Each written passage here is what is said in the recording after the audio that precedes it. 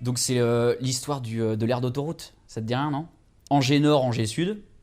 Moi, je fais souvent la route Paris-Angers, machin. Je sais très bien que y a moyen de se faire une petite bouffe sur une aire d'autoroute à Angers Nord et l'aire d'autoroute Angers Sud. J'arrive sur le truc, sur l'aire d'autoroute, et mec, on aurait dit une série de zombies, quoi. Il y avait rien du tout, tous les trucs étaient fermés. Je dis, ok, qu'est-ce que c'est que cette merde?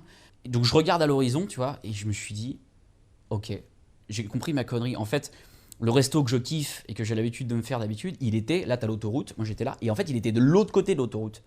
Et normalement t'as une petite passerelle qui te fait passer d'un côté à l'autre, là il n'y avait pas de passerelle. Donc je m'approche du bord, tu vois, et en fait, du même côté que moi, il y avait une petite nana que j'avais pas vue en arrivant. Donc je vais lui parler, je dis bonjour madame, mademoiselle en fait, exactement mon âge, très mignonne et tout.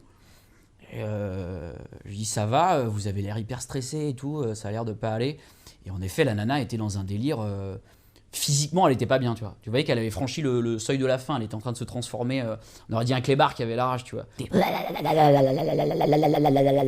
Et donc j'essaie de la calmer, je lui dis c'est quoi votre prénom?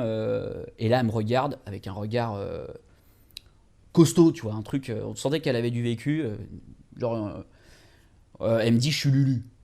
Je dis waouh, je me suis dit bon, si jamais on est vraiment en galère, j'ai l'impression que je pourrais compter sur elle, quoi. Et je lui dis bon Lulu, entre tes mains, je remets mon estomac, qu'est-ce qu'on fait? Et là Lulu, elle me regarde droit dans les yeux et elle me dit, elle me tend la main et elle me dit donne-moi ta main. Je lui dis ok, je donne ma main et elle me dit ferme les yeux. Et je dis pourquoi Lulu? Elle me dit parce qu'on va traverser ensemble. Moi je me suis dit elle délire parce que t'avais des camions comme ça qui passaient, des bagnoles, retour de vacances, bon, impossible. Et elle me dit réfléchis, regarde en face.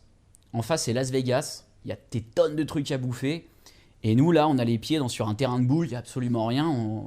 On est comme des cons. Et j'ai dit, c'est vrai. Elle me dit, écoute, si le destin est contre nous, tant pis pour lui. J'ai dit, ok. J'ai pris sa main, elle a fermé les yeux. Et on a traversé. Et on est arrivé au bout. Et on a mangé. Et depuis, on ne s'est plus jamais quitté. Voilà, une histoire de l'aire d'autoroute.